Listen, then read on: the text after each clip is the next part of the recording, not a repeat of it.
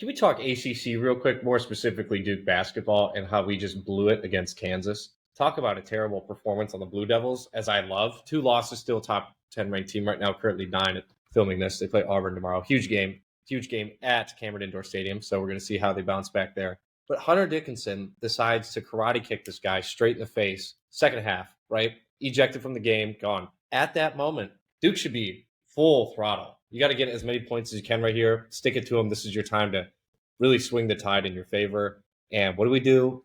End up losing to Kansas. Horrible loss. Everybody's like, Bo, you're freaking out. That's the number one team in the country.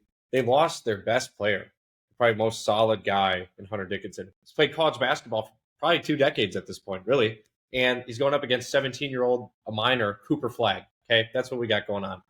Cooper Flagg, by the way, a little side note, fastest player to ever have 100 points, 50 rebounds, and 50 assists in college basketball, just so you know. Throwing that out there. Not bad.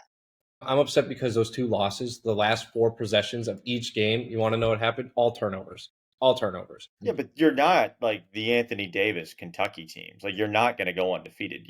You have kids. These kids, you play these games, especially as a younger team, to figure out when we get to we figure out and we know how to win once we get to conference play, once we get to the tournament, and once we get to March Madness. You kind of like it's good. It's good to lose these games. It's good to be in these games because you know with a young team, hey, you're in it with number 1 Kansas. You're in it with Kentucky. I mean, no, if you lose to Auburn tomorrow night or tonight at the time of release, it's not a bad loss. They're the hottest team in the country. They have 3 top 5 wins. You lose to them, it's not a bad loss. I will say, watching that game, like Coleman was saying, you see all the pieces are there, right? It's just they're so young, they do have to tie it together. Specifically, Bo, you mentioned those late game possessions. They got to just clean those up.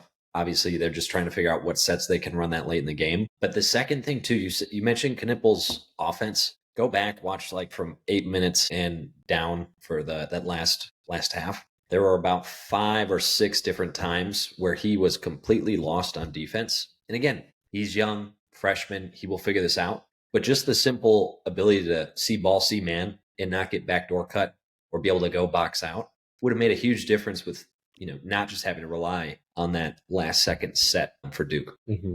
The second piece, which I think is huge, and it goes into how young they are. Think of this team if they had that point guard leadership with Jeremy Roach, who's now on Baylor, right? You have him back. That sets everything up a lot better for them because it seems like they're trying to almost figure out point guard wise who's kind of setting everything up, really running the ship there on offense. So all things I think Duke will be ironed out. I still love them though. Like in the grand scheme of things, I think they'll be phenomenal.